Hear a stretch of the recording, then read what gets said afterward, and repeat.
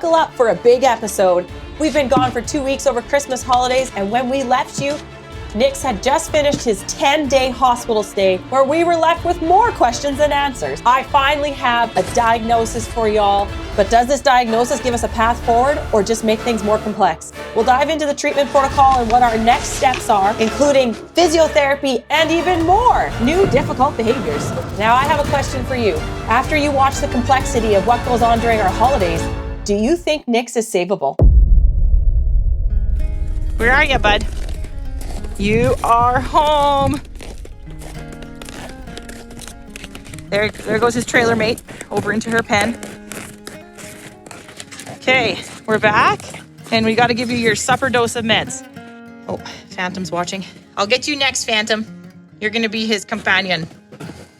Very thoughtful. Good. All right. Let's get all your stuff organized for you. Okay, my man. We need to feed you your meds. I had the luxury of being able to coordinate with a friend who had to bring her horse into the clinic the same day I picked up Nix. So I was able to haul him home on a larger trailer with a buddy, and that went really, really well. Here, our first day back, needing to give him his first dose of meds, and we see right back into that neurotic, anxious behavior. Even though he has Phantom, who he knows and recognizes, standing here quite calmly. I am very proud of her though, because she was my little anxious, neurotic, thoroughbred rehab project nearly a year ago now, and now she stands there quiet regardless of what this guy is doing on his end of the arena. He would grab a bite and then he'd go back to this pacing. And yes, I did try a variety of different places for him to eat that he might be more calm, and I didn't get any better results. Okay, so now next day, check out this weird behavior. I want to show you what he does in response to other horses.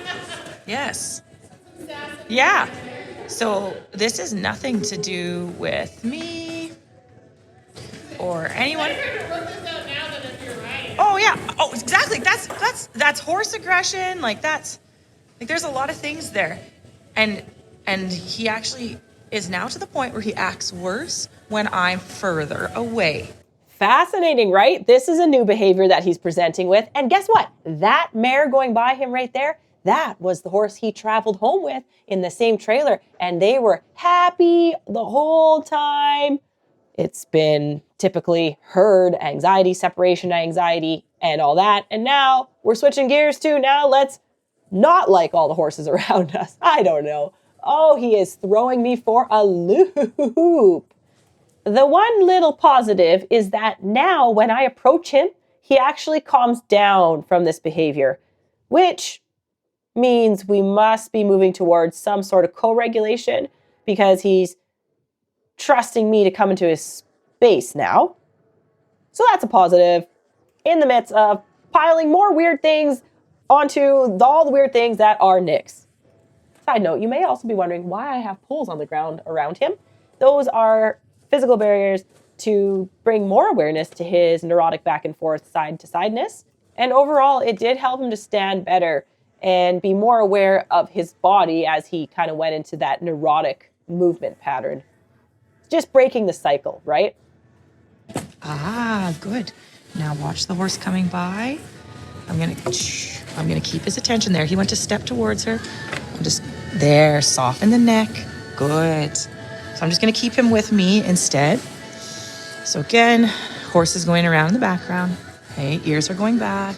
And oh, there, that's a better. This is good because now I can work on him while you do that. I'll stand here for a bit, see what he does, and then I'll leave again and see if he escalates. Good. So now I'll intervene. So this behavior there, I'm gonna intervene. So I'm just coming in to help him regulate. Hey, good boy. Hi. We've got his food here. I'm now having to teach him another set of new coping skills. And it's important that I don't stand there and prevent this behavior from happening, because then I don't teach the horse how not to have this behavior. I stand back, I wait until he makes the behavior, and then I show him something better. So I let him do that little fake charge, and then I go, hey, let's go over here and breathe. I'll switch the camera angle for you so you can see a little better what's going on. You can see him acknowledging me as I enter, which is awesome. Then as the The other horse is having, she's pretty full of it out there and she's running around, and I'm able to kind of bring him back softly. And I'm thankful that he's not choosing the rearing behaviors when I'm standing this close. He's giving her the threat, but it's much more reasonable behavior on his part. I'm just bringing awareness to different parts of his body and trying to get him to think about himself and what he can control versus the external stimuli, which he cannot control, but that he is allowing to affect him in such a negative way that it's causing him a lot of anxiety. Here, I'm allowing the mistake of poor behavior, and then I'm just redirecting. And then what I do is I take a breath to say, hey, let's take a breath over here. Let's make new neural pathways and new memories of what happens when we feel tension or stress or outside change and pressure. Interesting how the moment I'm out of the picture, we go back to neurotic land. La la la, la la la, back and forth. So easy. And the polls are helping because they're providing something else he has to think about rather than his own feedback loop that is really glitching out. With me back in the picture, I provide a stillness, a steadiness, an example of a better way to be, which is what horses have done for so many people. Right? They provide that to us, and there are times where we have to be that for them. We are not self-regulating. No. It's a very stormy December. And I have to come out here twice a day, 12 hours apart, and find my horse in the dark and be cold. There's one of my horses. Ooh, there he is. Got his banky on now. Pixie boy. Hi, buddy. Can you come in and eat your meds today? Oh, it's so cold. So miserable. He's been back since Monday night. He did not eat his meds for the first day and first night, of course. And now, Wednesday night, we're in here alone. This is a lot better improvement. And he's actually able to eat his food. I'm going to K-tape his legs because that is one of our treatment plans. Oh, these are the tiniest little scissors ever. Okay, I think I have to take your blanket off to K-tape you properly. Good job. There is a body worker who works alongside my vet in her clinic. She has all sorts of certifications. I don't even know what she'd be labeled as, but we'll just call her my body worker. And she's the one that showed me what I should be doing for K-taping. One was to K-tape the front and back of his upper leg, because if you've noticed before, his knees are quite weak and wobbly. This K-taping here is meant to help give him the front end support, and I'm supposed to tape down on the front of his leg and then up on the back of his leg. This provides relief for those tendons and muscles there that are overactive and also not strong enough. Kitty. Okay. Wow. Not helping. My horse needs me to go stand by him again. Now I'm activating the points on the bladder meridian. These are acupressure points, also again taught to me by the body worker. There are several up in his hind end and then a few on his legs that she wanted me to stimulate. But because I've been vaselining his legs to protect them from the urine, those ones obviously don't stick. So I will be stimulating those acupressure points with my hand. Oh, good job. Good boy. You ate it all. You got your gabapentin. You got your vitamin C.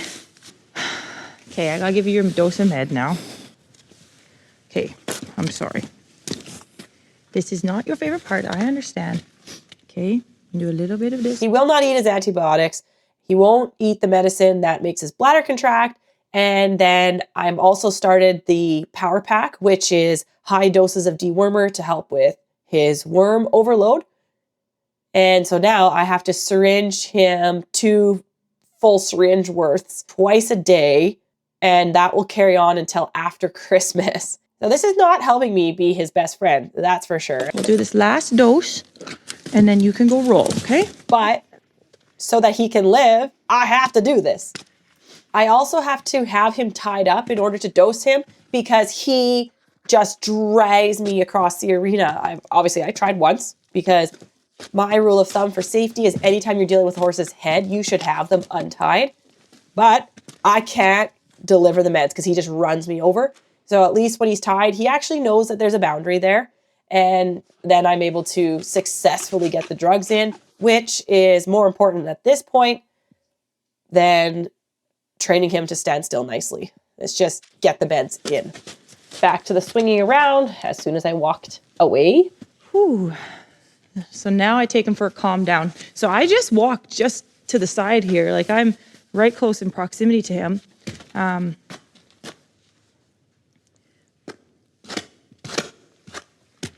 So we'll get there. You want to roll? No, he's not. I just want to leave. Okay, we're going to do a couple backups because I want to encourage your bladder to empty again and a school halt. In discussing my rehab plan with the vet, we agreed that any sort of physical movement that I can figure out that makes him have a burst of urine, I have to do because I need to keep him emptying his bladder as best as I can.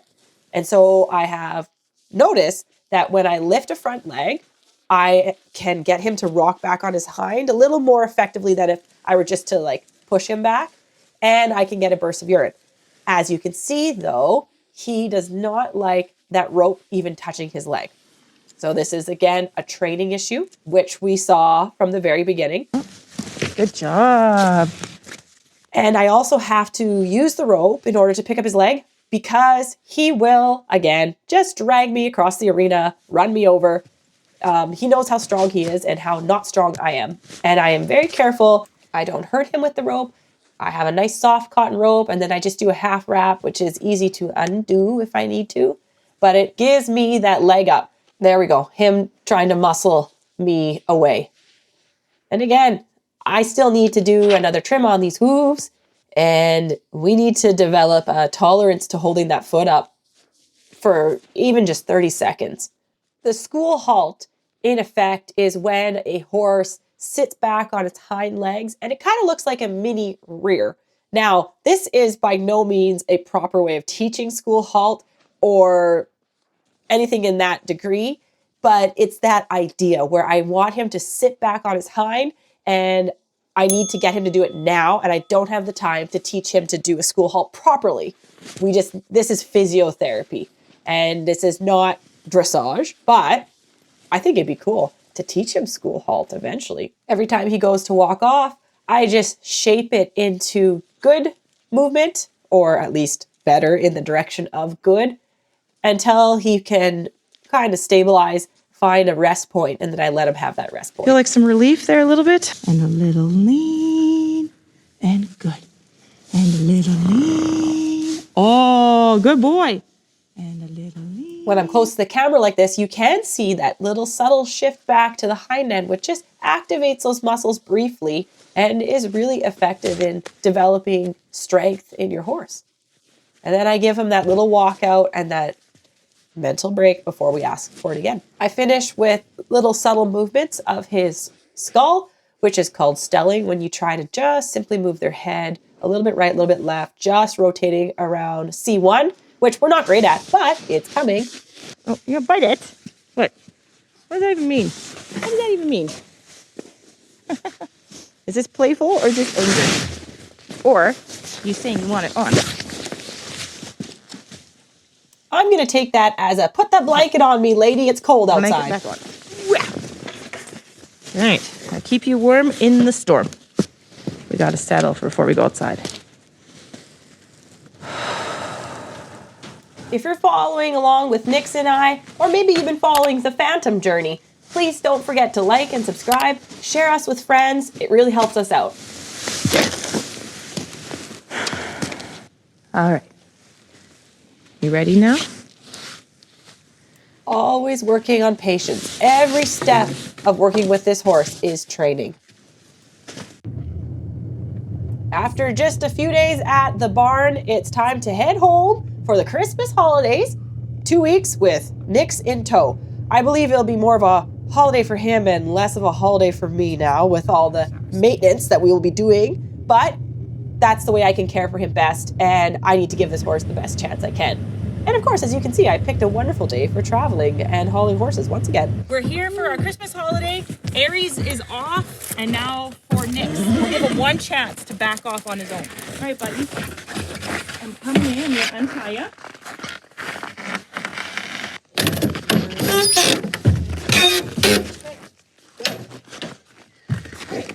You did great.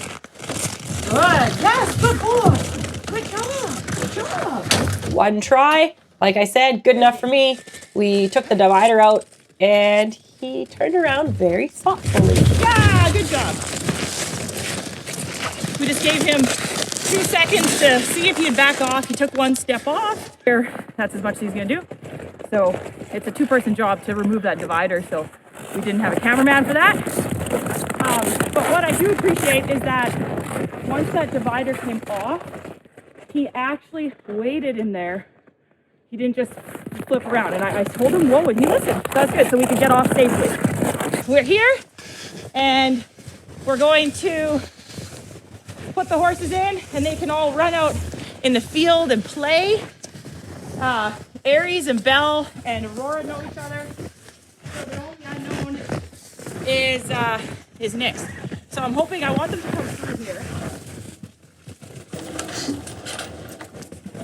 and go out in the field.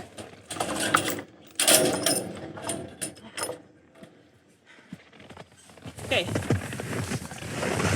Hey, leave me alone now. Hey, hey, what? Oh, it's a bale. That's what. Okay, go. Yes, perfect. Go in that one.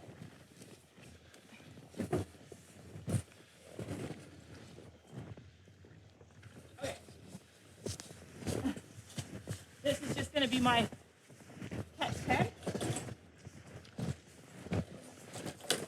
And then they've got a big old field down there. They're going to go for a little joy. Aries remembers. Look at him. He even knows where he is. All right, I'll follow them out. While the horses enjoy their little free time exploration, getting to know each other again, I will update you on what is Nix's diagnosis. The moment we've all been waiting for. My vet and I messaged back and forth and made a few phone calls over the holidays, which again, how awesome is my vet for actually caring enough to contact me and get the update on Nix. And it took a while for the EPM results to come in. So until we got the results, we just kind of did like the supportive care. No, you're just mostly fluff with a little bit of tub. But tub is good to get through the winter, right? Did you need a little bit of extra tub to get through the winter? Yeah. Oh, wow. There's just nice nose. Good nose. Good nose. Very nice. Very nice nose. Yes. How have your winter been, Aurora? Rosie? Hello? Hello? I have no cookies. That is a ripoff, isn't it? Oh, unbelievable. Unbelievable, eh? Aries, be nice to Belle. Do you remember her? Yes, you do. You guys all... Horses remember each other, for sure. Hi, Belle. Did he mean to you? Yeah. Are you sulking? Yeah. To recap, he was on a number of medications to reduce the pain, stabilize, increase the idea of urination, and then also a number of physiotherapy treatments, which, regardless of what his diagnosis would be, those treatments we would do. It's just that we might add some. So in the end, Nix does not have EPM. The results came back definitively a 0. So that means he had no exposure to the possums and their poo and whatever the heck, which means no, that's not it. My vet said she feels very confident with a 0 marker on his blood test that it's a no. If there was even a 1 or something, we would have went ahead with the medications and the treatment for EPM, but it's not. So he doesn't have it. And then what I'm thinking is they can have like daily plays where I'll open the big field and I'll let them all go for a little run and play. And then feeding time, I'll bring them all back here because Aries is definitely boss instantly. And he was even trying to immediately tell Nix he can't come and eat. So Nix is going to have his own special eating food pen. Good boy. I think he'll be happier in here with just not being harassed. Hey? Gosh, that boy, hey? Now you're all frosty from your play. Yeah, you're frosty. So if it's not EPM, what is it? Bella's so mad because Aries told her no food. But this is the diet pen, even though Aries is supposed to be part of the diet. I'm gonna have to spread this food out more. Belle. Hoi. Hoi, Belle. Hoi. Poor horsey. Okay, I'll give you your own pen since Aries was a bully. Aries just wants you to remember it. He was always boss. Yo, bossy. Why do miniatures always have immunity from all social drama? Hey, nobody cares. If miniatures are like eating all the food in the middle of it, immunity. Yes, you're welcome. There. Now you can have your own pile while Aries has those. So this is the fatty eating pen. Yes, sorry, Belle, you're included. Fatties. Play pasture. Really big. Lots of space. And skinny boy pen. 24/7 snackaroos. Dookie.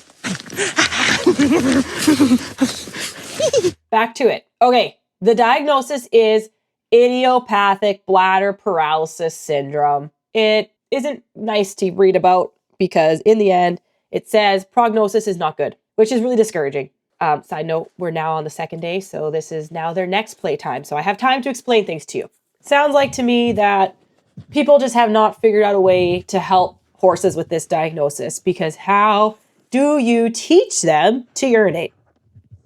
My vet and I are willing to give this some time. She said horses have surprised her before, so she doesn't want to call it quits yet, and neither do I.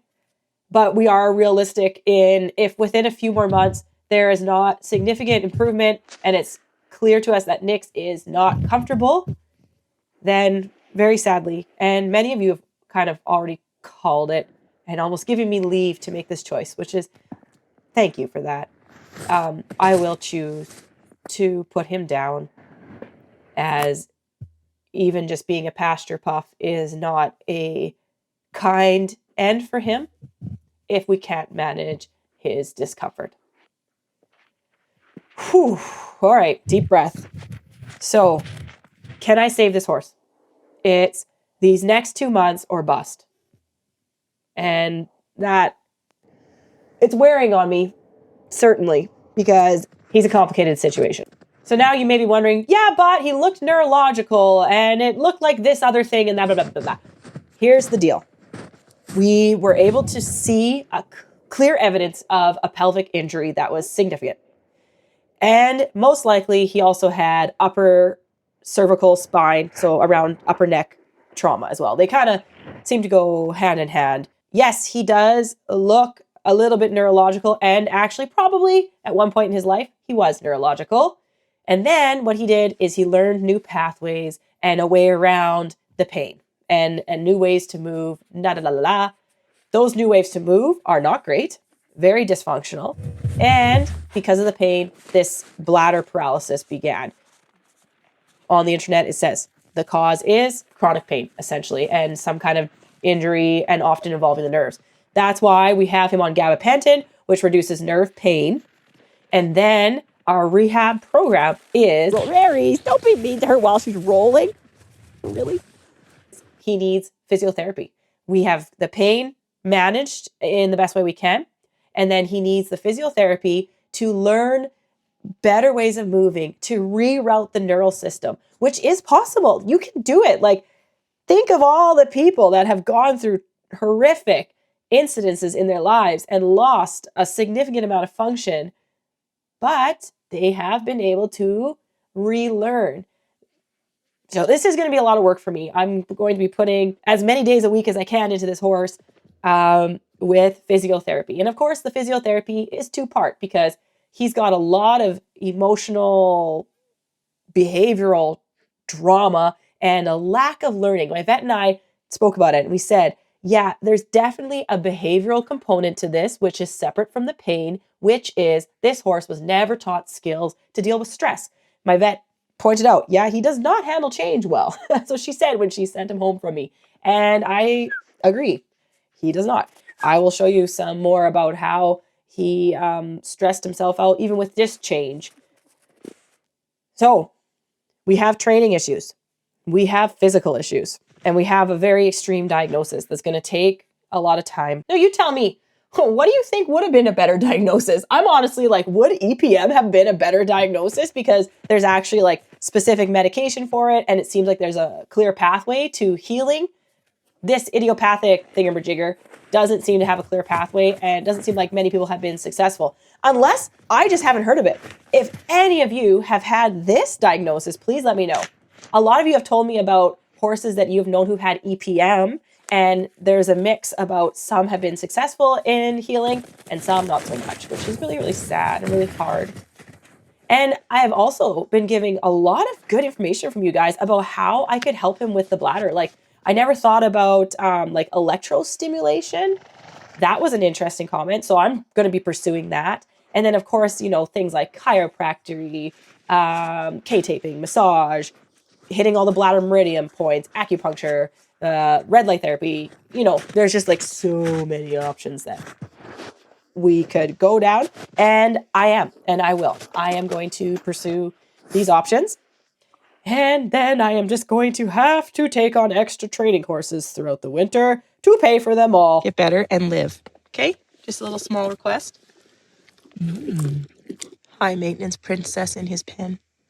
He's got his feed with his million medicines. And then we have to give him warm buckets of water from the house because he refuses to drink from the stock water, even though every single other horse and all horses that ever come to his property drink from it and have no problems. He wouldn't drink from it, and he wouldn't drink the water from it when we put it in a bucket. So now we have to hand water him in the winter, which is fun because it's winter and his buckets freeze fairly quickly. So we're out here a lot. Let's cue some more interesting and neurotic behaviors. He, of course, has separation anxiety, and he did not like being in a pen by himself, even though he could see the horses all the time. And it was for his own safety because Aries was very dominant, and I didn't want him getting cornered, anybody getting hurt. So, in his own pen, also so he can have 24/7 free access to food, and he paced the fence like this. I put the logs there to act as part of his physiotherapy, and actually, the logs and having to step over them, walk over them, again, it was a good thing for him because I could see he had a little more freedom in his hind end by the end of the Christmas break. So now, because I'm, visiting him at least twice a day with all the meds, I'm just walking in the pen and trying to also break this neurotic cycle. I am happy to say that after the first week of him at home, there was a significant difference in how he just stood at rest in his pen. And he would, he'd get worried anytime there's change. And this is what the vet and I talked about again. Anytime there's change. So snowmobiles went past his pen, snow blowers, or people were moving about the yard, then he'd pace up and down his fence for a couple minutes. But then he would go, hey, I don't need to do that anymore. I have some more skills. And then he would go and eat and relax. But this is only early in the week. I don't know if this is maybe the second day here. And the more I say, hey, let's just break this cycle. Let's not walk along the fence. And I kind of just block the fence. He, gets ramped up, and you can see now he's picking up the pace and he's starting to trot around and getting even more anxious because I took away the thing that he believed was self-soothing.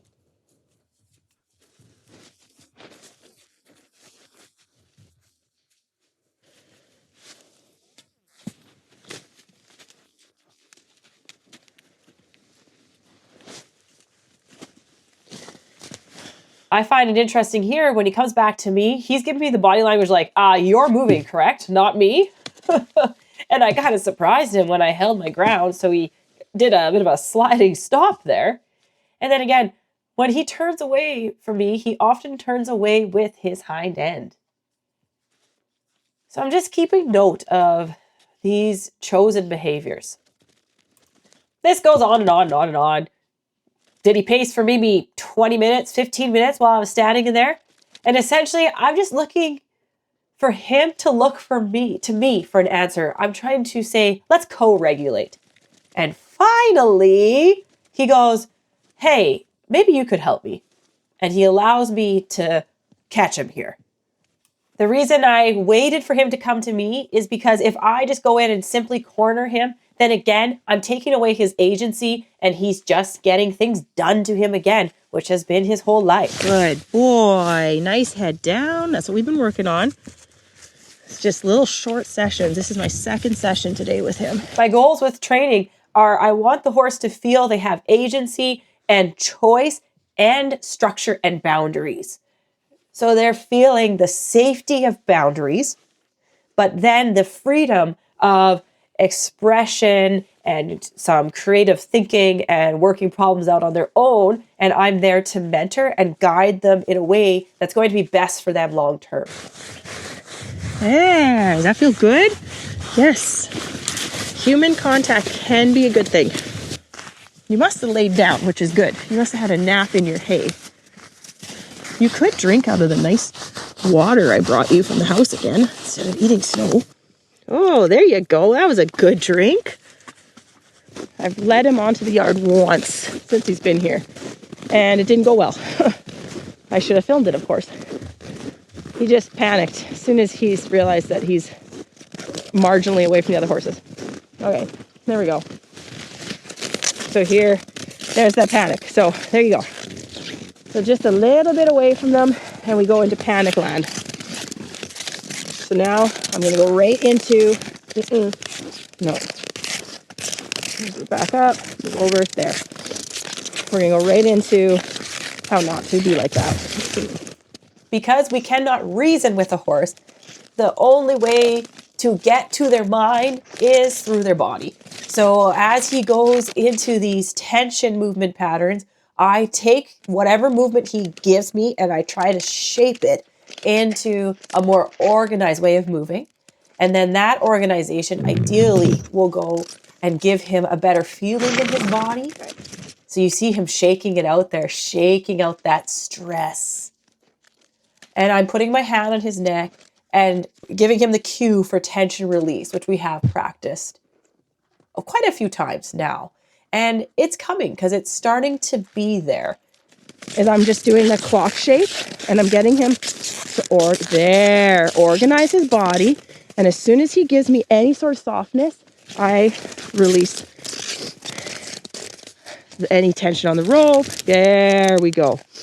Okay, and so now anytime he starts to get a little bit like that, we'll go back to work. So let's switch sides. There. And so now we just need to go, oh, that's what regulation looks like. So then he goes to walk off. Now I'm going to talk to this part of his head here because I want him to start to bend this neck in a better way. That's way better. Oh, and then he licks and chews. As soon as he starts to bend his neck in a better way, he gives me a lick and a chew. Good. So I'm just touching his neck here with my left hand. And as soon as he there we go. Stops bracing to that muscle. I just take away my aids. There. See, okay, so here that little bracing through that, like C2, C1. There we go. Yeah, and then a lick and chew right here again. Oh, good. And then will he stop? Yeah, will he stop there and go, oh, I feel better in my body now because I'm not choosing that anxiety. Oh, good boy. With that head down, I'm going to let him walk back towards the herd because I want to reward that. Look at that. That's better. And leg yield this way now. Oh, good job. So now we got to think left hind. Oh, good boy. Left hind. Yes. Left hind. I'm getting some peeing. Left hind. Left hind. Good. Backing. Yes. This is your therapy. Oh, that's good. Nope, keep trying though. Oh, there you go. There, that's better. Okay, now we're going to push the envelope a little bit. Now, we're going to go this way, which is a little bit more away from the other horses. And we're just going to see, okay, can we regulate again? So we're being okay. We're being okay over here now. Yay, and then the head's down. That's good. And then body awareness. Yeah, okay. Should have videoed the first time I let him out here because he freaked out where I was previously, and then he just freaked out over there again, like he was rearing and all that stuff. And again, it's just I'm leading him and then he just starts rearing. We're gonna do the leg lifts. This is the part that he really like panics about. But it's been getting better. And then I'll put it down. No, but no, we're not fighting. We're not fighting. There, yeah, there. We're not fighting. Oh, there, good boy. There. Good. There you go. And this is again why I have a soft cotton rope. But that helped. I got like a few big spurts of pee out. I just have the rope there because I can't hold him. Like when he goes to fight, I can't hold him. Good boy. Yeah, look at you. He picks up the foot. Again, like you just wonder, okay, did you ever learn to hold your foot nicely? I don't know. Okay, so now we just gotta do little rocks. Good. Good. That's a really common response to like weakness. Oh yeah, look at that. See that big pee stream? That's why I do this. Good boy. I'm not taking this rope away from his leg while he's trying to panic and get away because the rope is not what we should be worried about. The rope is a neutral thing. So then if he goes to walk off, so there, that's that panic. That's that panic and fight mode that he's got in him. So let's go tension release. Oh, let's be thoughtful. Let's be thoughtful. Because again, can you imagine if this horse got himself caught in like a fence or something? Like who knows what he's gonna get himself caught in? And then his reaction is to fight like that. Okay, so now we've got a horse with a severed leg.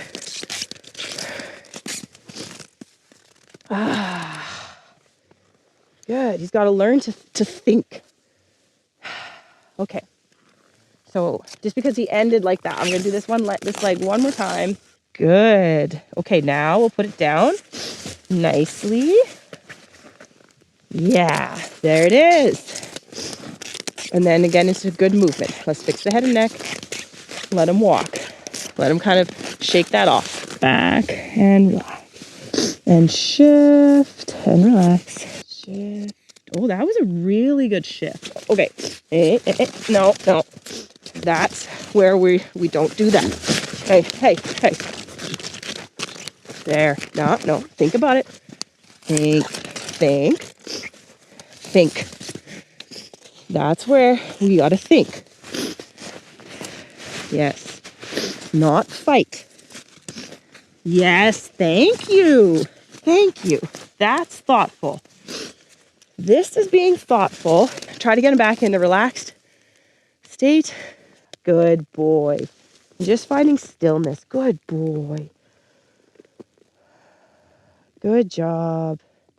Yeah. Good. Okay. Just wait. I'll indicate when we'll walk. Yes. I hear you. Yes. Listen, I'm here to scratch you. I'm here for scratches. Yeah. If we want to do nice scratches, I will do scratches. Oh, yeah. Good. Okay. Walk away. And then we'll go put him back in his pen because he's done his rehab. So this is better, right? This is a better mindset. We can walk back to our pen in a nice way. My idea is here, just a little bit of like regulation work away from the other horses. Good boy. This is good. Okay, so now I just want him to go like just to the point of worry. You can see we're not far from the pen. The horses are right there watching us. There. Yeah, that's it. And then we'll go back. And I want to help him learn how to like, whoa, stay behind me. Yeah. I want him to learn how to just think. Because he just doesn't seem to think. He just goes straight to panic. Like nobody's taught him think. Okay, so here I'm just going to go back to think. Because there he just, oh, that's very good. There. Because there he just kind of whizzed past me. Good boy. Good. Okay. Let's go for a walk again.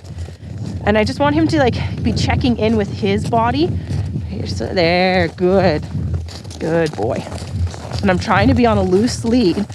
And I would love for him to walk behind me, but I don't think we're at that step right because I need to be able to help him quickly. And okay, so Aries is over there now.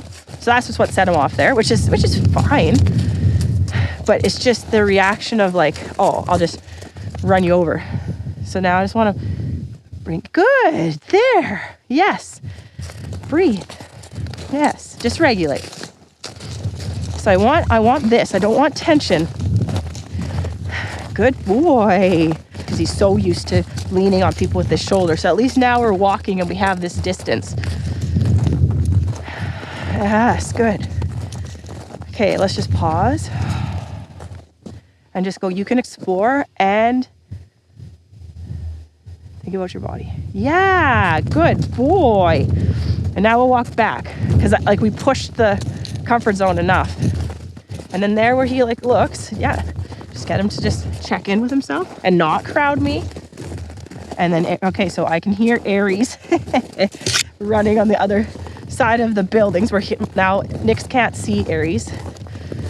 But this is what we need to work on, right? Is like I'm just gonna ask him there, just to step away from me and regulate there.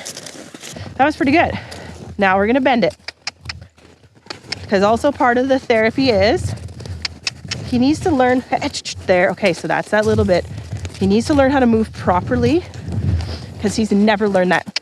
Because now with this diagnosis of him, most likely this all starting from a pelvic injury, you can look at his poor order of movement. Yeah, good. And so he needs to learn a better order. Good job. Okay, so now he's moved in a better way. So let's just see if we can just check in. There's oh yeah, good. Okay, that's the tiniest ear twitch. Oh, do you need your drink of water because you refuse to drink all the water buckets we bring you? Okay, so now, as we're out here, I'm just gonna help him with this part of his neck. Right, yeah, good awareness. There, yeah. Just a little bit there, yes. And I like being on this little bit of a slope too. So here, let's get this neck right here, yeah. And I've got barely any pressure on the halter. There, good. I just have it. Oh, there's a lick and a chew. We haven't got a lot of those. Good.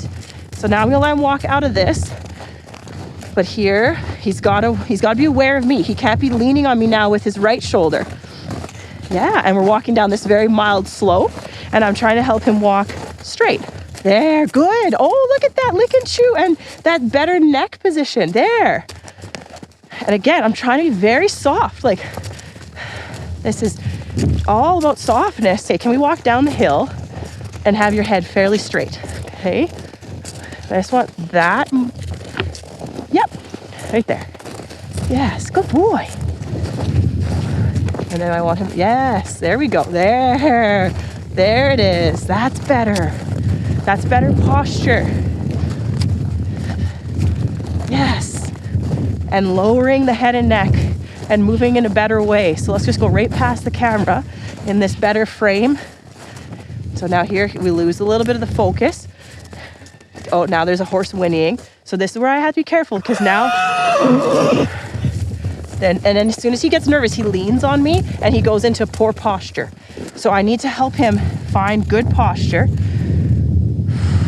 while being nervous. Yeah, there it is. There it is. And it doesn't mean we need to stand still, for sure not. It's not a lack of movement, it's just good movement. Okay. There. Let's walk this way. Yes, in good movement. With that head and neck down again. Yes, like that. Yes, like that. Now that the posture and the mind is better, let's call it a day. Okay.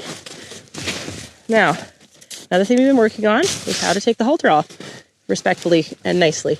Good boy. With the head there. Oh, yeah. That's exactly what I want. Good boy. Just wait. There's a level of patience involved here. Good. All right.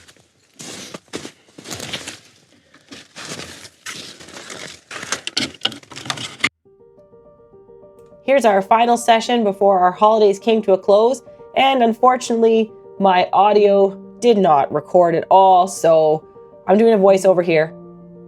I hope that you can see right from the get-go the difference in this horse. Number one, he's standing. He's not pacing. I just walked into the pen and he acknowledged me and I put the halter on. Win. I could brush him and he seemed to find it enjoyable and was even inquisitive to my husband, who's my cameraman on this last session. I cleaned his legs and I cleaned his penis a few times throughout the break, and he was very tolerant of that and actually would lift his leg and sometimes seemed to enjoy the scrubbing. I kept putting Vaseline on to keep it protected. So the chunks of pee you see on his legs, now that we're up close, that's pee stuck to Vaseline. Look at this, inquisitive, friendly, engaged, rather than dissociated, anxious. Look at the expression on his face. Remember that first session that you saw when I let him out of the pen and then somewhere about this point he bolted? Yeah, well, that didn't happen this time either. Sure, you can see an increase in his concern, but I'm not expecting that I could fix Rome in a day. So I'm happy with one little step at a time. And he trotted and then he slowed himself down on his own. Great. We stopped and we're standing. I think I'm explaining how before he was just whirling around, starting off in head down, more relaxed posture versus ending at that point. Backing up smoothly. Oh my goodness. Check out the nice urine stream that we got out of that. Woohoo. We've got a baby leg yield with a lot less tension and anxiety than before. We could even back down the hill, which was tricky for him and harder than going uphill, which is probably also equal to that trailer loading problem. But hey, it's improved. Looking at that. Don't eat yellow snow. Leg lifts, again, better. Not perfect, but better. Ooh, and I really like this angle here. You can see the rocking back on the hind. And he's standing very patiently. So watch the subtle weight shifts. I like that choice he made there to go, hey, I don't actually need to stand in tension. There's a rock, there's little rocks. Yeah, look at that, hey? Yeah, even a step back while still holding that leg up for me. Again, there's some regulation right there. Woohoo! This makes me feel now hopeful. This is a good angle here to see the rocking and the movement in his spine and the shift of weight, the contraction of all those muscles related to where his bladder would be. And then look at, he set his leg down nicely. What? Other leg. What? His head's down. What?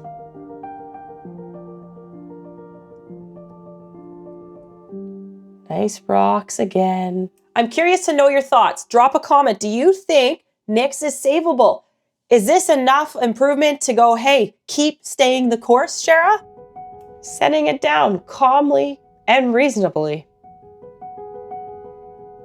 Finally, walking further away from the buddies on a fairly loose lead line. Does this not look like a different horse to you now? This is the horse I was hoping I could find. Pausing, waiting at the gate, taking that moment, checking in with me, all the things. Patiently awaiting for me to take the halter off. The first couple times I took his halter off when he was in here, he was sassy about it. Oh, he sure was. He kept trying to whip around and bolt. Still not perfect. I would love to get to the point where we just stay still. But again, if it's a little bit better than last time, I reward it. That concludes our Christmas holiday. It was a doozy. It was a lot of work for me. Was it still a holiday? Yeah, it was good to see family and just be at a different rate of speed. And if Nix and I made some headway on this holiday, well then, isn't it worth it? If you made it this far in the video, well, I thank you for sitting through all of that. You're really in it with Nix and I. Now we're on the wait and see and persevere program. I'm gonna give it for sure a couple more months here. And I'd love if anyone has ideas, if people have had horses with his diagnosis. And I'm interested to kind of take a poll and see what you think. Do you think Nix is a horse that can be saved? Or is the writing on the wall already and it's time just to let him go to greener pastures?